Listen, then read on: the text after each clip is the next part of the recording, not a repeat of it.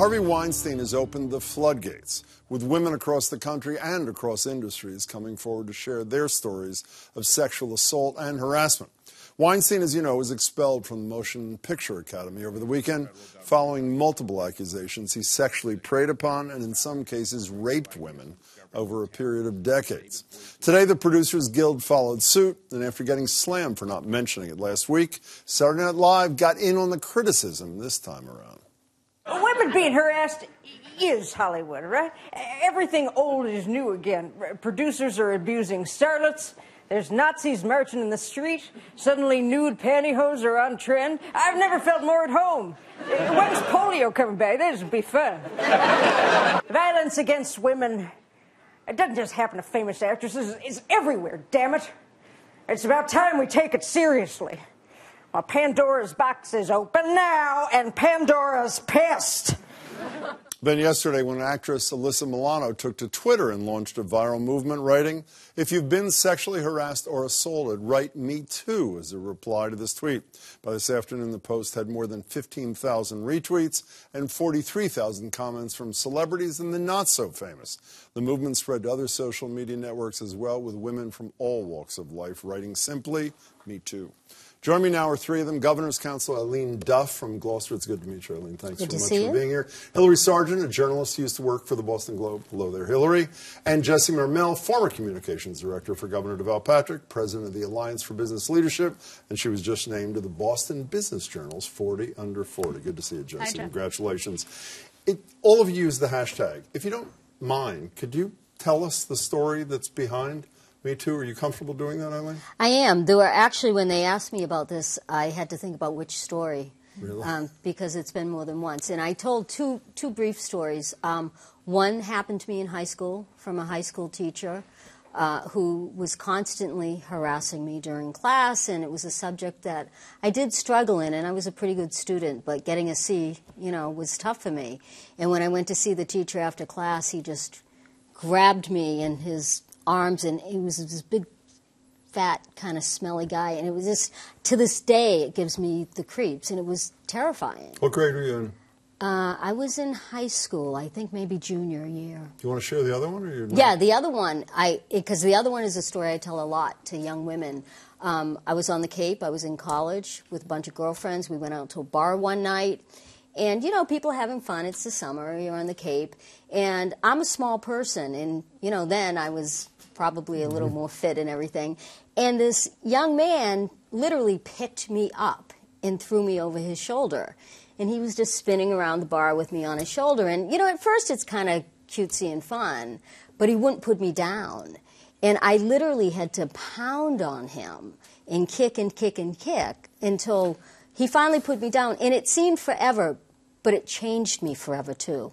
I read your story on social media, but for those who didn't, can you share a piece of it, Hilary? Well, I will reiterate what Eileen said, which is that I don't think any woman was faced with whether they had a story to share. I think most women had lots of stories to share, and it was just a matter of whether they had one that they felt comfortable enough.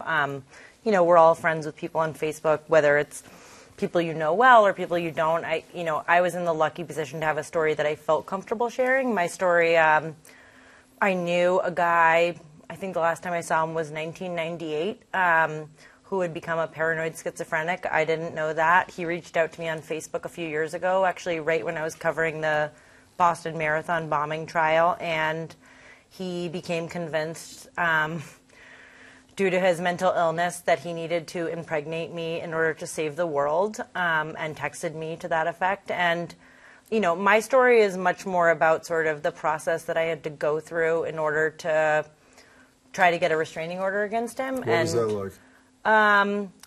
It was an eye-opener. I mean, I think the biggest thing for me this week, the biggest thing I saw this week was the extent to which people were saying, why didn't people come forward sooner? And that, to me, was not... I was not at all shocked that people hadn't come forward sooner. I think coming forward is an assault in and of itself, and that's what I said. Give me 15 seconds, though, on the restraining order and the pain of having to do that. Well, you have to go to criminal court, and so you have to stand in a courtroom with people who are being arraigned on charges, and you have to as a reporter, I was asked by another news organization at the time whether I was being arraigned on charges. I had to stand up in court and read texts out loud that this guy had sent saying he wanted to, what he wanted to do to me in front of, a courtroom full of all kinds of people. And the first time I had a sympathetic judge. The second time I went back after there were further threats of violence, there was actually a female judge, and she denied it. And if you've ever been in a criminal court, court officers are not generally very sympathetic. And a court officer came up and apologized to me afterwards. I mean, it was a really, and so. Jesse. Yeah, I'll share what they both said. I had to pick which story to share. And the thing I've heard, because a lot of folks have been talking about this today, and I'll tell you what my story was in a second, is that you almost feel guilty calling this out when you know so many people had it worse than you did. Yeah. And I think we're all starting to realize this is not a competition. Just because you didn't end up in something out of Law and Order, God forbid, doesn't mean this didn't happen to you. It's like Emma Thompson saying a couple of days ago, one time is one time. That's exactly right. The thing that first came to mind when I saw people posting this and when I posted on my Facebook page, about 15 years ago, a little less, fresh out of college, I had a boss who was a pretty prominent guy who had recently started a nonprofit, and I was working for him. And one day we were hosting an event, and I went to move a stack of books that he didn't want moved. And so he came running over to me, and he grabbed me by the shoulders, not in a nice gesture way, but in an immobilize me way, and started shaking me and screaming at me about moving the books. And I had never had anyone express their displeasure with me in a way that made me feel like I was physically threatened and like he could have done anything he wanted with me in that moment. And I quit that day, and I got an attorney, and he made it very clear to my attorney that he would play this out as long as possible, and he had the money to do so. And I didn't. I hired the attorney with a little bit of money I had inherited the year before from my grandparents. Not what they had imagined I would use, their kind gesture. And by the way, for. she's the exception. I mean, the exception is someone who has the courage to actually speak and the resources. out. And the resources. Yeah, and the resources. Do the three of you know a woman who doesn't have a story? No. And if I did, I don't think I would believe it. The critical thing to me, beyond the strength of people like you, is does this thing have a shelf life? We've been told so many times Anita Hill was going to change everything. I think she did change it a lot. The Donald Trump tape was going to change everything. Bill Clinton was going to change everything. Is this going to change everything, or is this a one-week story again? As soon as Harvey Weinstein talks about coming out of rehab and somebody prosecutes him, we move on to the next story? It changes things incrementally. Last year we had #AllWomen. We had #NotOK. A few months ago we were talking about the venture industry and what was happening with VCs. I think all of those things move things incrementally. This feels a little bigger than some of those ones from the past 18 months, but really it's when we start turning these stories into action that we're going to see real change. Can I be the doubter just for a second? Here's Never a man who was in the news on these issues, commenting on this and his own travails. Here he is. I've known Harvey Weinstein for a long time. I'm not at all surprised to see it. Well, he says they were inappropriate. That's locker room. That's locker room.